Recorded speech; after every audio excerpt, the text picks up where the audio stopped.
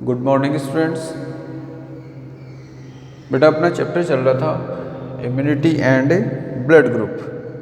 Previous videos में हमने discuss किया कि इम्यूनिटी बॉडी का डिफेंस मैकेनिज्म होता है जो डिजीज़ के अगेंस्ट फाइट करने का काम करता है और बॉडी को जर्म से प्रोटेक्ट करता है। ये जो इम्यूनिटी होती है ये दो टाइप की होती है। फर्स्ट इनबॉर्न इम्यूनिटी होती है, innate immunity, and second after birth immunity होती है जो जन्म के बाद में ली जाती है। इसको हम कहते हैं एक्वायर्ड इम्यूनिटी। तो हम इस पर भी डिस्कस कर चुके हैं कि जो एक्वायर्ड इम्यूनिटी होती है उसमें एंटीबॉडीज़ फॉर्म होते हैं और जो एंटीबॉडी बनते हैं वो पर्टिकुलर या स्पेसिफिक एंटीजन के अगेंस्ट ही फॉर्म होते हैं और ये उस पर्टिकुलर एंटीजन से ही बॉडी को प्रोटेक्ट करते हैं। तो ये जो एंटीजन्स हैं, एंटीबॉडीज हैं, ये क्या होते हैं, किस तरह से इनकी फंक्शनिंग होती है, इसी को हम आज के इस वीडियो में डिस्कस करेंगे। तो आज का अपना जो टॉपिक है वो है एंटीजन एंड एंटीबॉडी। सबसे पहले देखते हैं एंटीजन। देखिए बेटा, एंटीजन्स जो होते हैं वो एक्सटर्नल या आउटर पैथोजेंस होते हैं। ये बैक्टीरिया हो सकते हैं, वायरस हो सकते हैं, फंगस हो सकते हैं, प्रोटोजोन्स हो सकते हैं। तो ये क्या करते हैं, बॉडी के अंदर एंटर होते हैं और बॉडी के इम्यून सिस्टम को स्टिमुलेट करते हैं एंटीबॉडीज प्रोड्यूस करने के लिए। तो आइए डेफिनेशन देखते हैं। Antigens are those outer pathogen or substance which after entering in the body activate the B lymphocytic cells to differentiate in antibody secreting plasma cells। बेटा लाइन को इजी वे में समझने की कोशिश करना। आउटर पैथोजेंस हैं जो कि बॉडी के अंदर एंटर होते हैं और एंटर होने के बाद में एक्टिवेट करते हैं। किसको एक्टिवेट करते हैं? बी लिम्फोसाइट सेल्स को। किस लिए? टू डिफ्रेंशिएट और modify into antibody secreting plasma cells. तो बेटा ध्यान कर लेना, बी लिम्फोसाइट सेल्स जब एक्टिवेट हो जाती है तो ये मॉडिफाई हो जाएगी किसमें? प्लाज्मा सेल में, और ये प्लाज्मा सेल ही एंटीबॉडी को प्रोड्यूस करती है। तो एंटीबॉडी किसके द्वारा प्रोड्यूस होते हैं? प्लाज्मा सेल के द्वारा। और प्लाज्मा सेल क्या है? It is the differentiation of B lymphocytic cells. अब आगे देखें इसमें antigens induce them to produce antibodies. तो ये इंड्यूस कर रहा है किसके लिए? एंटीबॉडी प्रोड्यूस करने के लिए, and specifically react with the antibodies. तो एंटीजन्स होते हैं वो एंटीबॉडीज प्रोड्यूस करने के लिए इंड्यूस कर रहा है, स्टिमुलेट कर रहा है और उसके बाद में वो उस स्पेसिफिकली उससे रिएक्ट करता है। अदर डेफिनेशन देखते हैं। दूसरी डेफिनेशन है हमारे पास में, देखिए एंटीजन्स आर द जर्म्स और foreign material which enter into the body and stimulate the immune system to produce antibody. तो बॉडी के इम्यून सिस्टम को स्टिमुलेट कर रहा है एंटीबॉडी प्रोड्यूस करने के लिए। They convert B lymphocyte into antibody producing plasma cells। तो ये एंटीजन्स क्या करते हैं? बी लिम्फोसाइट को किस में कन्वर्ट करते हैं? ये कन्वर्ट करते हैं प्लाज्मा सेल में, और प्लाज्मा सेल क्या करती है? एंटीबॉडी का प्रोडक्शन करती है। तो यहाँ से भी बेटा एक नंबर का क्वेश्चन निकलता है, which cell is responsible for production of antibody. तो आपका आंसर होगा plasma cell is responsible for production of antibody. आइए आगे देखते हैं एंटीजन के बारे में और क्या है। देखिए एंटीजन्स आर एक्सटर्नल पैथोजेंस और सब्सटेंस हुज मास में बी 6000 डाल्टन और अबव। एक एक्सटर्नल पैथोजन है, जैसे कि हम डिस्कस कर चुके हैं अभी। तो उनका जो मास होता है, एटॉमिक मास होता है, ये कितना होता है? ये होता है 6000 डाल्टन या फिर इससे ज़्यादा। डाल्टन की वैल्यू भी हमारे पास में है। 1 डाल्टन इक्वल होता है 1.66 × 10⁻⁻27 किलोग्राम। तो एक डाल्टन इसकी वैल्यू के बराबर होता है। They can be various chemical group like protein, polysaccharide, lipid और न्यूक्लिक एसिड। मीन्स ये जो एंटीजेंस होते हैं, ये एंटीजेंस प्रोटीन भी हो सकते हैं, पॉलीसेकेराइड भी हो सकते हैं, लिपिड भी हो सकते हैं, न्यूक्लिक एसिड भी हो सकते हैं। जबकि हम वहाँ जब एंटीबॉडी के ऊपर डिस्कस करेंगे तो antibody only and only protein molecule होता है, वो गामा ग्लोबुलिन प्रोटीन मॉलिक्यूल होता है। तो ये जो आउटर सब्सटेंस है, एक्सटर्नल पैथोजेंस, उनके बारे में हम डिस्कस कर चुके हैं कि ये एंटीजेंस होते हैं। कभी कभी क्या होता है, देखिए बॉडी की भी कुछ सेल्स होती है जो एंटीजन का काम करती है। कैसे करती है? देखिए, sometime few body substance and body cells like virus infected cells और cancer cells can also act as antigens. तो कैंसर की जो सेल्स होती है ये भी, या वायरस इन्फेक्टेड सेल्स होती है, ये भी एंटीजन का काम करती है। तो एंटीजन की दो कैटेगरी बन जाती है, एक इंटरनल एंटीजेंस हो जाते हैं और दूसरा एक्सटर्नल एंटीजेंस हो जाते हैं। अब देखिए, ये जो एंटीजन होते हैं ये क्या करते हैं? After entering inside the body N antigen first encounters the innate immune system. तो पहले ये जो फाइट करते हैं एंटीजन्स, वो इन्नेट इम्यून सिस्टम से करते हैं। तो इन्नेट इम्यून सिस्टम हम पढ़ चुके हैं कि इसके अंदर बैरियर्स होते हैं जो कि जर्म्स को अंदर एंटर होने से प्रिवेंट करते हैं, या फिर इनकी एंट्री होने के बाद में भी कुछ केमिकल्स के थ्रू या कुछ स्पेशल सेल्स के थ्रू इनको डिस्ट्रॉय कर दिया जाता है। लेकिन ये एंटीजेंस वो एंटीजेंस होते हैं जो इस इन्नेट इम्यून सिस्टम से फाइट करते हैं, तो उससे बच कर के निकलते हैं, यानी कि इन्नेट इम्यून सिस्टम का इनके ऊपर कोई इफेक्ट नहीं होता है। तो अब ये क्या करते हैं, अगर मान लिया इन्नेट इम्यून सिस्टम सभी जर्म्स को मारने में कैपेबल हो जाता है तो कोई डिजीज ही नहीं होगी। तो इसलिए ये इन्नेट इम्यून सिस्टम को एनकाउंटर करके आगे जाते हैं और एक्टिवेट करते हैं स्पेसिफिक के जो डिफेंस मैकेनिज्म होते हैं, यानी कि एक्वायर्ड इम्यूनिटी के एंटीबॉडी प्रोड्यूस करने के लिए स्टिमुलेट करते हैं। तो आफ्टरवर्ड्स, इसके बाद में, this antigens activate the specific defence system. Antigens bind with the specific antibodies and form antigen antibody complex. देखो बेटा, आप इजी वे में समझ सकते हैं। एंटीजन है, ये फॉरेन सब्सटेंस है, ये क्या करेगा? स्टिमुलेट करेगा, और स्टिमुलेशन से क्या बनेंगे? एंटीबॉडी बनाओ। अब ये एंटीबॉडी क्या करेगा?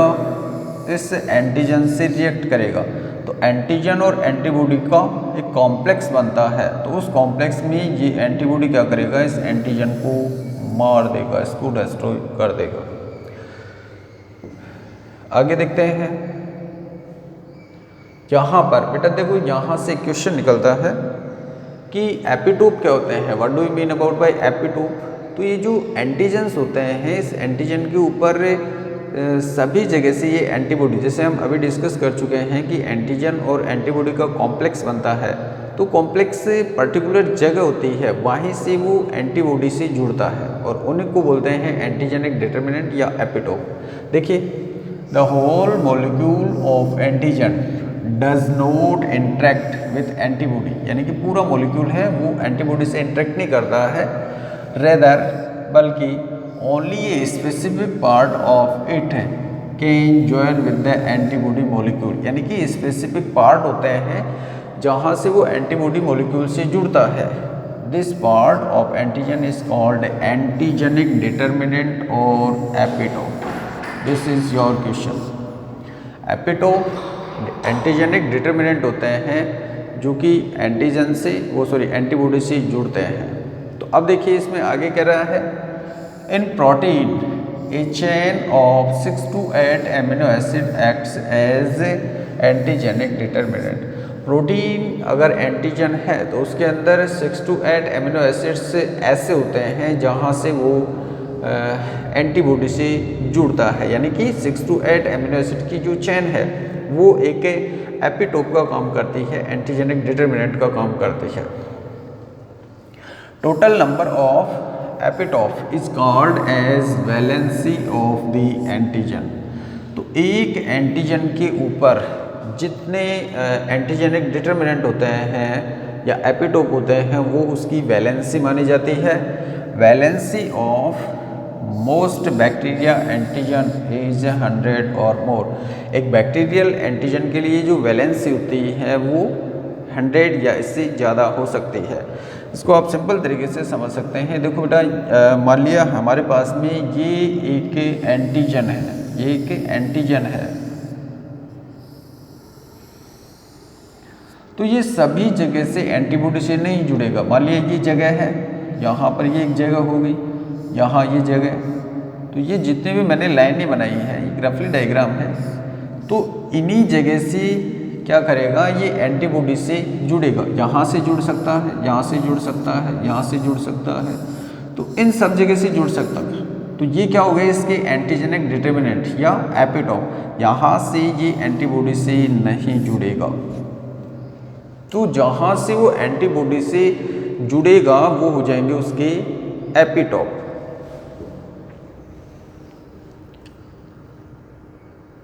अब देखिए, distinction of antigen by specific immunity is carried out in 4 steps. तो बेटा इसमें क्या है कि ये कि एंटीजन का जो डिस्टिंक्शन होता है कि एंटीजन के ऊपर जो अटैक होता है एंटीबॉडी का, वो डिफरेंट स्टेप के थ्रू होता है। तो किस तरह से ये होता है उसको हम डिस्कस करेंगे।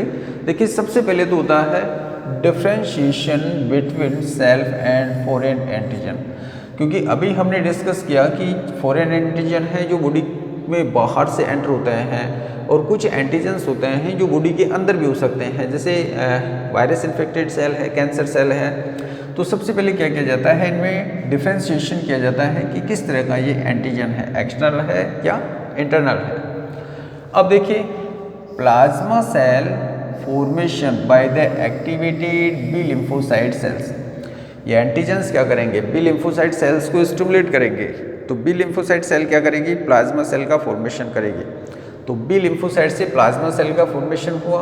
उसके बाद में देखो, they are produce on the basis of the epitope antigenic determinant present on the foreign antigen. तो ये जो एक्टिवेशन का प्रोसेस होता है वो किस तरह के एंटीजन्स होते हैं, उनके एपिटोप का कितना नंबर है, तो उसके हिसाब से प्लाज्मा सेल का फॉर्मेशन होता है। अब प्लाज्मा सेल क्या करेगी, एंटीबॉडी का फॉर्मेशन करेगी। देखिए, synthesis of specific antibodies by the plasma cells. Plasma cells के द्वारा स्पेसिफिक एंटीबॉडीज बनेंगे। आगे देखो, distinction of the antigen by antigen antibody reaction. Antigen और एंटीबॉडी का रिएक्शन होगा तो उसमें एंटीजन का क्या हो जाएगा, डिस्टिंक्शन हो जाएगा, उसको डिस्ट्रॉय कर दिया जाएगा। And cell mediate immunity. ये सेल मीडिएट इम्यूनिटी क्या होती है बेटा, देखो इसको देखो, बता देता हूँ आपको। हमारी बॉडी के अंदर जो इम्यूनिटी होती है वो 2 टाइप की होती है। किस तरह से, वो या तो होती है सेल मीडिएट इम्यूनिटी और या फिर होती है एंटीबॉडी मीडिएट। वही चीज़ आ रही है यहाँ पर। एक तो होता है एंटीबॉडी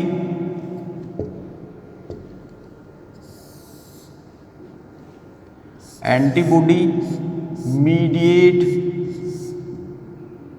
इम्यून सिस्टम AMIS, और दूसरा होता है cell mediate immune system CMIS। तो इसमें डिफरेंस क्या होता है, देखिए एंटीबॉडी मीडिएट है तो इसके अंदर एंटीबॉडी बनता है, इसमें क्या बनेगा, एंटीबॉडी बनता है। और ये जो एंटीबॉडी बन रहा है आपके सामने है, एंटीबॉडी का जो फॉर्मेशन होता है वो किसके थ्रू होता है, वो बी लिम्फोसाइट द्वारा होता है। जबकि ये CMIS है, सेल मीडिएट इम्यून सिस्टम होता है, इसमें क्या होते हैं, एंटीबॉडी नहीं बनते हैं, बल्कि इसमें स्पेशल टाइप की सेल्स होती है और ये सेल्स क्या करती है, एंटीजेंस को पहचानती है और एक स्पेशल साइटोटॉक्सिक का सिक्रेशन करती है, एक पॉइजनस सब्सटेंस का सिक्रेशन करती है और ये पॉइजनस सब्सटेंस क्या करेगा, इस एंटीजन को चारों ओर से घेर लेगा और चारों ओर से घेर करके इसके अंदर बहुत सारे छिद्र बना देता है। तो छिद्र बनाने के कारण या तो इसका प्रोटोप्लाज्म बाहर आ जाता है या फिर इसके अंदर एंडोऑस्मोसिस के थ्रू स्वेलिंग हो जाती है, ये फूल जाता है, फूल करके ये फट जाता है। तो कुल मिलाकर के एंटीजन से सेल मीडिएट इम्यून सिस्टम के द्वारा भी डेस्ट्रॉय हो जाते हैं। तो इसमें ध्यान कर लेना, एंटीबॉडी नहीं बनते हैं बल्कि इसकी कुछ स्पेशल सेल्स होती है और ये सेल्स यहाँ पर देखिए, इसमें एंटीबॉडी जो मीडिएट इम्यून सिस्टम है इसके अंदर बी लिम्फोसाइट यूज हो रहे हैं और यहाँ पर सेल मीडिएट इम्यून सिस्टम में टी लिम्फोसाइट्स यूज होते हैं बेटा, टी लिम्फोसाइट, क्योंकि टी लिम्फोसाइट की स्पेशल सेल्स होती है जिनको टी सेल्स या टी किलर सेल्स बोलते हैं। तो ये T killer cells directly cytotoxic का सिक्रेशन करके एंटीजेंस को डिस्ट्रॉय कर देती है। तो ध्यान कर लेना, लास्ट के अंदर डिस्टिंक्शन होता है एंटीजन का, तो किसके थ्रू होगा, या तो एंटीजन और एंटीबॉडी की रिएक्शंस के थ्रू या फिर ये सेल मीडिएट इम्यून सिस्टम के थ्रू, सेल मीडिएट इम्यूनिटी के थ्रू डिस्ट्रॉय कर दिया जाता है। आगे हम देखें तो नेक्स्ट जो टॉपिक आता है वो आता है एंटीबॉडी। तो बेटा एंटीजन के ऊपर हम डिस्कस कर चुके हैं, अब हम देखते हैं एंटीबॉडी। एंटीबॉडी क्या है, तो एंटीबॉडी प्रोटीन मॉलिक्यूल होते हैं। देखिए डिफरेंस कर सकते हैं, हमने एंटीजन के ऊपर वहाँ पर देखा कि ये लिपिड भी हो सकता है, पॉलीसेकेराइड हो सकता है, प्रोटीन हो सकता है, न्यूक्लिक एसिड होता है, लेकिन जो एंटीबॉडी होते हैं ये only and only protein molecule होते हैं। तो आइए देखते हैं, antibodies are special type of portion which are produced in response to antigen and protect the body from antigens। तो ये एंटीजेंस के रेस्पॉन्स से फॉर्म होते हैं, प्रोड्यूस होते हैं और एंटीजेंस के अगेंस्ट फाइट करने का काम करते हैं। These are produce by B cells, ये बोल सकते हैं हम बी लिम्फोसाइट। देखो बेटा ये जो लिम्फोसाइट सेल्स होती है ये आप जानते हैं, हमने इसको जब ब्लड कार्पल्सिस पढ़ाई थी तो हमने WBC के ऊपर डिस्कस किया था और वहाँ पर हमने देखा था कि जो WBC होती है ल्यूकोसाइट, ये दो टाइप की होती है। फर्स्ट होती है आपके ग्रेनुलोसाइट, ग्रेनुलोसाइट, और सेकंड होती है एग्रेनुलोसाइट, एग्रेनुलोसाइट। अब ये जो ग्रेनुलोसाइट होती है ये तीन टाइप की होती है, मोनोसाइट, न्यूट्रोफिलस, बेसोफिलस और इओसिनोफिलस। जबकि जो एग्रेनुलोसाइट होती है ये दो होती है, एक होती है मोनोसाइट और दूसरी होती है लिम्फोसाइट, लिम्फोसाइट। तो ये जो लिम्फोसाइट होती है ये फिर से दो टाइप की होती है, एक होता है बी लिम्फोसाइट और दूसरा होता है टी लिम्फोसाइट। तो बेटा जो बी लिम्फोसाइट होती है ये ही एंटीबॉडी प्रोड्यूस करती है और जो टी लिम्फोसाइट होती है ये इन बी लिम्फोसाइट को स्टिमुलेट करती है एंटीबॉडी बनाने के लिए। जैसे HIV का वायरस होता है तो वो हमारी टी लिम्फोसाइट के ऊपर अटैक करता है, तो जब टी लिम्फोसाइट के ऊपर अटैक होता है तो ये इसको स्टिमुलेट नहीं कर पाती है बी लिम्फोसाइट को, तो बी लिम्फोसाइट एंटीबॉडीज़ नहीं बना पाती है। तो उस कंडीशन में जो बॉडी का डिफेंस मैकेनिज्म है, इम्यून सिस्टम है, वो धीरे धीरे डिक्रीज हो जाता है और उस पर्सन में बहुत सारी डिजीज हो जाती है। तो अदर डेफिनेशन देखें इसकी एंटीबॉडी की, एंटीबॉडीज आर इम्यूनोग्लोबिन या गामा ग्लोबुलिन, गामा ये शेप होता है बेटा गामा का, गामा ग्लोबुलिन प्रोटीन होता है, प्रोटीन्स। Antibodies are immunoglobulins या gamma globulin protein which synthesized by the plasma cells and found in the blood and other body fluids। तो ब्लड के अंदर या हमारे जो टिश्यू फ्लूइड्स होते हैं उनके अंदर ये एंटीबॉडीज प्रेजेंट रहते हैं। Antibodies identify antibodies identify and interact with the antigen to make it ineffective. तो ये मेमोरी बेस के ऊपर होते हैं, आइडेंटिफाई कर सकते हैं एंटीजन्स को और उसे रिएक्ट करके उसको इनअफेक्टिव बना देते हैं, इनएक्टिव कर देते हैं। The portion of antibody which interacts with the antigen is called antibody determinant और पैराटॉप। देखो बेटा यहाँ पर दो चीज़ आपके सामने आई है, फिर से हम डिस्कस करते हैं। एक तो आया है हमारे पास में एपिटोप, यह है एपिटोप, और दूसरा क्या आ गया पैराटॉप। तो हमने ये डिस्कस किया कि एंटीजन ये किसका पार्ट है, एंटीजन का, और ये किसका पार्ट है, ये एंटीबॉडी का। तो ये तो एंटीजेनिक डिटर्मिनेंट हो गए और ये एंटीबॉडी के डिटर्मिनेंट हो गए। तो यानी कि एपिटोप ऐसे पोर्शन होते हैं एंटीजन की जहाँ से वो एंटीबॉडी से जुड़ता है, और पैराटोप एंटीबॉडी के ऐसे पोर्शन होते हैं जहाँ से वो एंटीजन से जुड़ता है।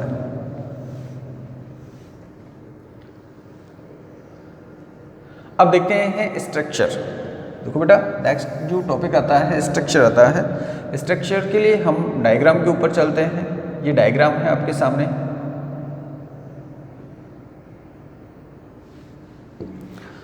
अब देखिए सबसे पहले तो मैं ये बता दूं कि इसका शेप कैसा है। तो जो इंग्लिश अल्फ़ाबेट है उसके वाई के जैसा शेप होता है, वाई के जैसा शेप दिख रहा है आपको यहाँ से। अब इसके अंदर क्या होते हैं, 4 पॉलीपेप्टाइड चेन्स होती है। 4 पॉलीपेप्टाइड चेन है, नंबर 1 2 3 4।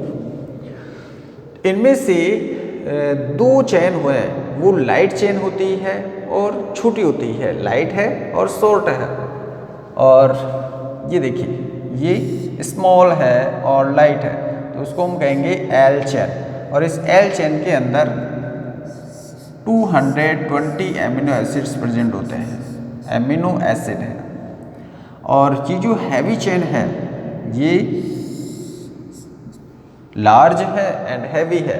इसके अंदर इसको हम एच चेन बोलते हैं और इसके अंदर 440 एमिनो एसिड होते हैं। अब बेटा यहाँ पर अगर हम इस डायग्राम को देखें तो इसके अंदर देखिए एक लाइट और दूसरी हैवी। यहाँ से अगर मैं इस पोर्शन को आधा कर दूँ तो एक लाइट और एक हैवी चेन का एक डायमर बन रहा है। ये अपने आप में क्या हो गया, एक मोनोमर है, ये अपने आप में एक मोनोमर है। तो दोनों आपस में जुड़ जाते हैं और जुड़ते किससे हैं, यहाँ पर SS लिखा हुआ है, ये डाई सल्फाइड बॉन्ड है। तो एक लाइट चेन और दूसरी हैवी चेन आपस में डाई सल्फाइड बॉन्ड द्वारा कनेक्ट रहते हैं। सेम चीज़ इधर है, ये लाइट चेन है, ये हैवी चेन है, बीच के अंदर डाई सल्फाइड बॉन्ड है, डाई सल्फाइड बॉन्ड से ये आपस में अटैच है। तो इसको आधे पोर्शन को एक मोनोमर, तो मैं इसको बोल सकता हूँ कि एंटीबॉडी 2HL डायमर से मिलकर के बना होता है। ये एक डायमर HL डायमर और दोनों डायमर्स आपस के अंदर जुड़ गए। ये किससे जुड़ते हैं, ये भी डाई सल्फाइड बॉन्ड के द्वारा ही जुड़ते हैं। यहाँ पर डाई सल्फाइड बॉन्ड प्रेजेंट रहता है। तो ध्यान कर लेना एंटीबॉडी 4 पॉलीपेप्टाइड चेन्स के द्वारा बना होता है और ये सभी चेन्स आपस में डाई सल्फाइड बॉन्ड के थ्रू जुड़ी हुई रहती है। अब इसमें और देखें कि और क्या है, तो आपको इसके अंदर 2 कलर दिख रहे हैं। नीचे ब्लैक कलर है, डार्क है, ऊपर थोड़ा सा रेड सा दिख रहा है हमें। तो ये कलर्स क्या हैं, ये ऊपर ये जो पोर्शन है इसका यहाँ से लेकर के यहाँ तक का, ये आप हमारे सामने लिखा हुआ है वेरिएबल पोर्शन है, वेरिएबल पार्ट है। और दूसरा ये जो पार्ट है ये कैसा है, ये कांस्टेंट पार्ट है। तो वेरिएबल का मतलब क्या है, फ्लेक्सिबल है।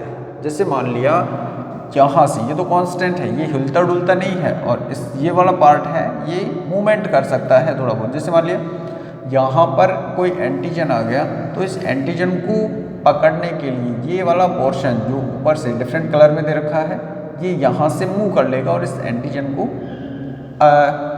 पकड़ लेता है, यहाँ से कैच कर लेता है। उसके बाद में इन दोनों का एक कॉम्प्लेक्स बन जाता है। अब ये जो वेरिएबल पोर्शन है, ऊपर वाला वेरिएबल पोर्शन है, यहाँ पर NH2 ग्रुप जुड़ता है, इस पे NH2 ग्रुप है, NH2 ग्रुप है, इसको बोलते हैं एमिनो ग्रुप। जबकि जो कांस्टेंट पार्ट है इसके ऊपर देखिए यहाँ पर, यहाँ COOH, इसको बोलते हैं कार्बोक्सिलिक ग्रुप। तो कार्बोक्सिलिक ग्रुप कांस्टेंट पार्ट के ऊपर जुड़ा हुआ रहता है और एमिनो समूह इसके वेरिएबल पार्ट के ऊपर जुड़ा हुआ रहता है। ये NH2 है, NH2 है। यहाँ पर आप देख सकते हैं, इसमें देखिए डायग्राम में कंफ्यूज नहीं होना है। VH का मतलब है वेरिएबल पोर्शन है किसका, हैवी चेन का। VL वेरिएबल पोर्शन है लाइट चेन का। CL कांस्टेंट पोर्शन है लाइट चेन का। CH1 कांस्टेंट फर्स्ट पार्ट है हैवी चेन का। CH2 कांस्टेंट पार्ट है हैवी चेन का सेकंड पार्ट है। ये कांस्टेंट हैवी चेन का थर्ड पार्ट है। तो सेम डायग्राम जो इधर लेबलिंग कर रखी है वही सेम इधर है। यहाँ पर ये देखिए, ये कांस्टेंट पार्ट है, थर्ड पार्ट है, ये सेकंड पार्ट है, ये फर्स्ट पार्ट है, ये जो लाइट चेन है उसका कांस्टेंट पोर्शन है, ये इसका वेरिएबल पोर्शन है। तो इसके अलावा इस डायग्राम में और चीज़ जो देखने को हमें मिल रही है वो है एंटीजन बाइंडिंग साइट। तो बेटा यहाँ से देखो कि एक हैवी और दूसरी लाइट चेन के बीच के अंदर कुछ स्पेशल साइट्स होती है जहाँ से वो एंटीजन को चिपका लेता है और उसको इनअफेक्टिव बना देता है, इनएक्टिव कर देता है उसको। तो ऐसी साइट्स को हम एंटीजन बाइंडिंग साइट्स या हम इसको बोल सकते हैं पैराटॉप बोल सकते हैं, क्योंकि यहीं से ये एंटीजन से जुड़ेगा। तो आइए अब हम इसकी थ्योरी देखते हैं। स्ट्रक्चर ऑफ एंटीबॉडी, तो इसमें फर्स्ट लाइन जो हमारे पास में है वो इसके शेप के बारे में दे रखी है।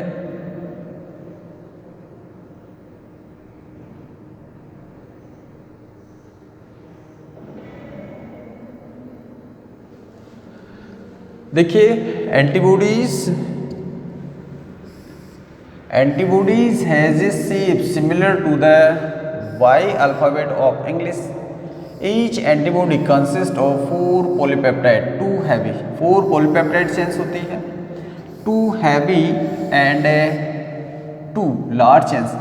तो heavy and large chain है कितनी, 2, इसको हम H chain कहेंगे, and 2 light and small chains, इसको हम कहेंगे L chains, jointed to form a Y-shaped molecule। दोनों आपस में जुड़ करके एक Y-shaped molecule फॉर्म करती है। आगे देखते हैं।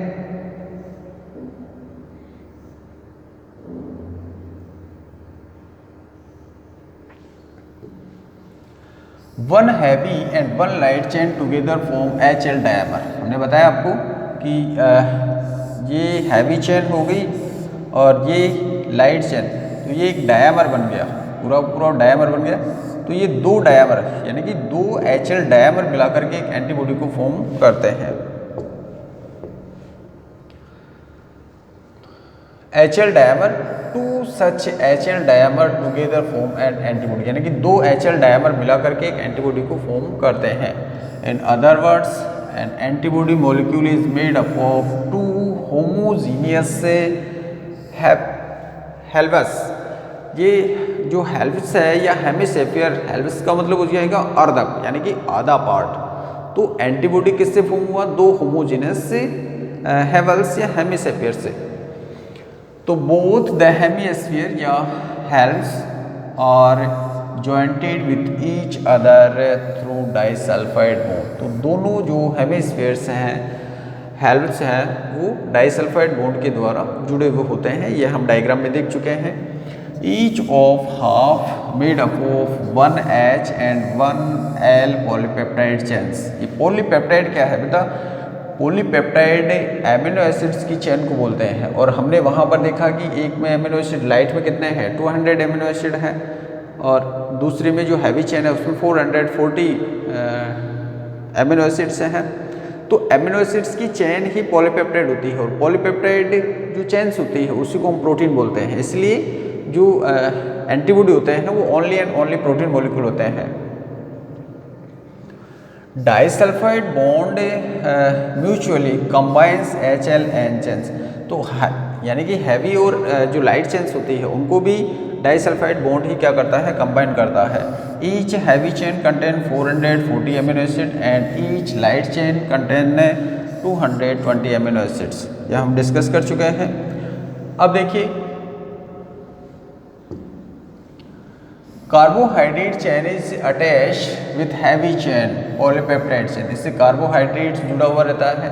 हमने देखा कि वहाँ पर जो कार्बोक्सिलिक ग्रुप है वो जुड़ा हुआ है यहाँ पर। Each heavy and light chains is divided into 2 parts. अब देखिए वेरिएबल पोर्शन और दूसरा कांस्टेंट पोर्शन, इसके ऊपर हम डिस्कस कर चुके हैं। The portion react with antigen and it's for on NH2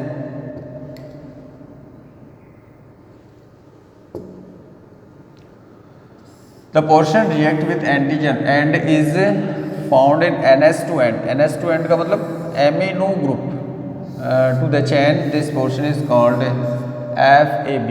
यानी कि ये वेरिएबल पोर्शन होता है इसका जहाँ पर एमिनो ग्रुप जुड़ा हुआ है, तो इसको हम बोलेंगे FAB portion. And constant portion इसको FC पोर्शन बोलते हैं। यहाँ देखो this portion is situated at COOH and, यानी कि कार्बोक्सिलिक ग्रुप के एंड पर है of the chain and is also called FC portion. यानी कि ये कांस्टेंट पोर्शन होता है, इसमें मूवमेंट नहीं होता है, फ्लेक्सिबल नहीं होता है ये। The point of origin the Y structure of most of the antibodies is flexible and known as hinge region. ये बेटा आपके लिए 1 नंबर का क्वेश्चन बन जाता है। What do you mean about by hinge region. हम एक बार फिर से डायग्राम के ऊपर चलेंगे। इसमें क्या कर रखा है, देखिए यहाँ इस डायग्राम में दे रखा है कि जहाँ से ओरिजिन होता है ये ऊपर वाला पोर्शन है, ये वेरिएबल पोर्शन है और नीचे का जो पोर्शन है वो कांस्टेंट रीजन है। तो इस वेरिएबल पोर्शन की जो ओरिजिन है जहाँ से वो फ्लेक्सिबल होना स्टार्ट होता है उसको हम कहते हैं हिंज रीजन। तो यहाँ ये वाला जो रीजन है जहाँ से फ्लेक्सिबिलिटी स्टार्ट होती है उसको हम हिंज रीजन बोलते हैं, क्योंकि इसके ऊपर का पोर्शन में ही फ्लेक्सिबिलिटी आती है। तो hinge region is the flexible origin of the flexible part of an antibody is known as hinge region। अब नेक्स्ट इसमें आता है टाइप्स ऑफ एंटीबॉडी। तो बेटा जो एंटीबॉडीज होती है, इस एंटीबॉडी के अंदर जो हैवी पॉलीपेप्टाइड चेन होती है, इसके बेसिस पर इसको 5 कैटेगरीज के अंदर डिवाइड कर रखा है। आइए देखते हैं। 5 different type of heavy polypeptide chains are found among the antibodies। इसमें 5 टाइप की पॉलीपेप्टाइड चेन होती है। कौन सी? हैवी वाली। In Greek language this are represented as alpha. इसको अल्फा ये साइन के अकॉर्डिंग है, gamma, delta, epsilon and mu. तो इनके नाम दिए गए हैं और इन्हीं के नाम के बेस पर हमने एंटीबॉडीज के नाम रखे हैं। देखिए आगे। On the basis of the presence of